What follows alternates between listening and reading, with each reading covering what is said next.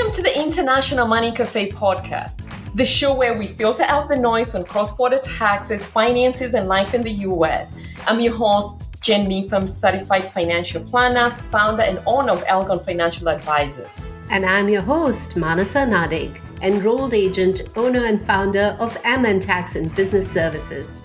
Join us on this journey as we explore the unique challenges faced by inbound, outbound families and businesses on taxes, compliance, and financial planning. Let's get to the show.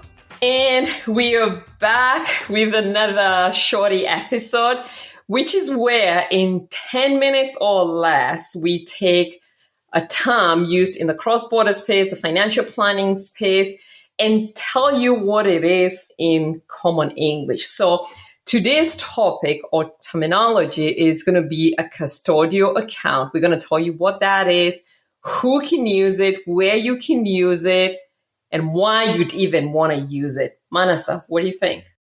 Absolutely. Let's get into it, Jane. So in the US, a minor is someone who's under 18 years of age, and they cannot make legal and financial decisions, including owning assets and voting. This means that they cannot legally own bank and investment accounts. So to get around this, they can have a custodial account or a joint account with an adult. A custodial account is a type of savings or investment account set up for the minor by an adult, and the adult is usually a parent or a guardian, and the adult operates the account on behalf of the minor. Did I get that right, Jane? I think you did. So to explain it further, I think we still got some time.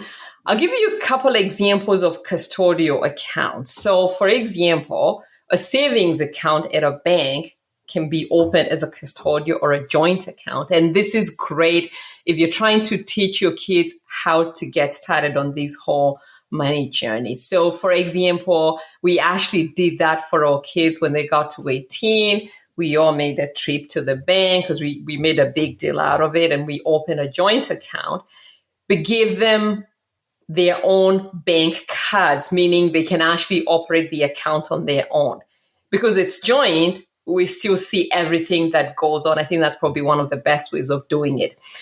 But the custodial accounts, that when people think the word custodial, that comes to mind is one, what's called a UTMA, which stands for Uniform Transfer to Minors Act, or a UGMA, which stands for Uniform Gifts to Minors Act.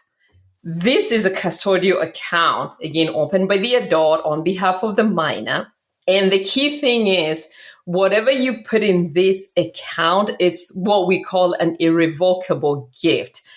Once you put that money in, you cannot take it out.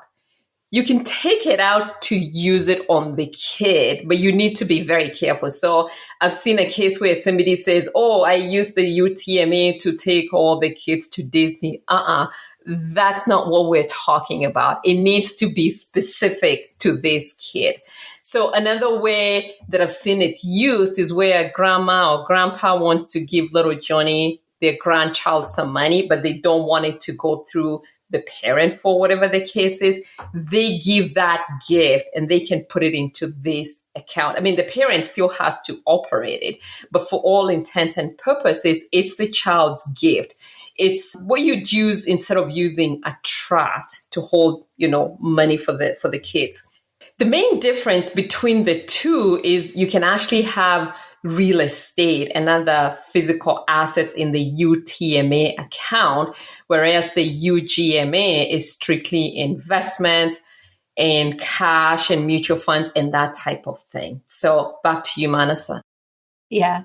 When you're speaking about UTMA and UGMA, I remember one of the CPA firms where I worked with, there was this sweet person, and for her, the easiest way to remember was she used to say, Auntie Atma and Auntie Agma. Oh, I love it. I'm going to have to start using that. Yeah, or could be Grandma Agma and Grandma Atma. I like it. Yeah. So, coming back to this then, should you open a UTMA account or should you open a UGMA account or maybe open a 529 plan, right? They're all great for saving for college. But when it comes to financial aid, I believe that a UTMA or UGMA account could be considered as part of the kids' assets, and that could affect how much maybe financial aid and other things that they will get. So that's an important thing to remember. Well, though the 529 plan grows tax-free, but the others don't.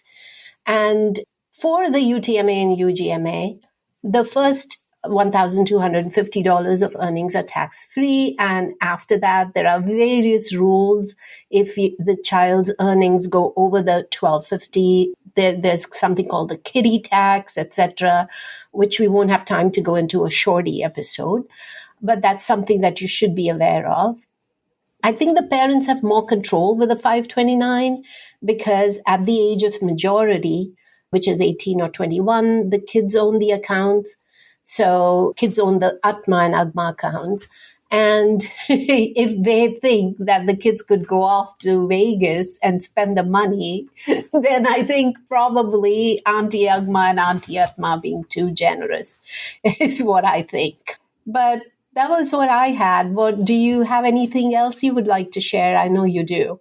You have a good one. Actually, and I want to make sure I don't forget this one. So I want to add the other custodial account is the Roth account. So it's a great way to help your kids start saving for retirement. Remember the whole idea of compounding interest. So if you put money into a Roth account when the kids are, I think, 16, 17, and you leave that money alone until 60 or something like that, you're likely going to see some pretty good returns regardless of how this account is growing.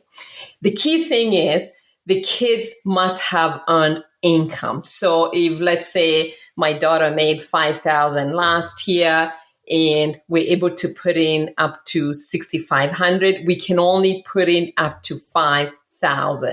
And one of the best ways I find of being able to do this or help your kids is open the custodial account, tell them to put in however much they're going to be able to put in based on how much they earned, and then match them at 100%. So if she puts in $2,000 and I add $2,000, she's going to have up to $4,000. That's just going to let time do its thing. So I think they're great ideas. They're great options for your kids. Obviously, you need to consider what this means in your situation or in your kid's situation. And I think that's all I had on this since we're up to time. Anything else or you want to close? Yeah, let's close this. This is, say bye to Auntie Atma and Auntie Agma.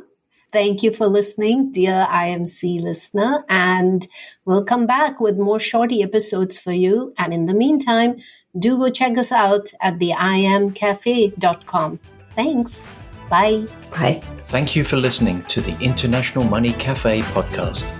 The content is for informational and educational purposes only and should not be used as a substitute for professional advice. Seek the advice of your qualified service provider with any questions you may have regarding your cross-border finances and tax needs.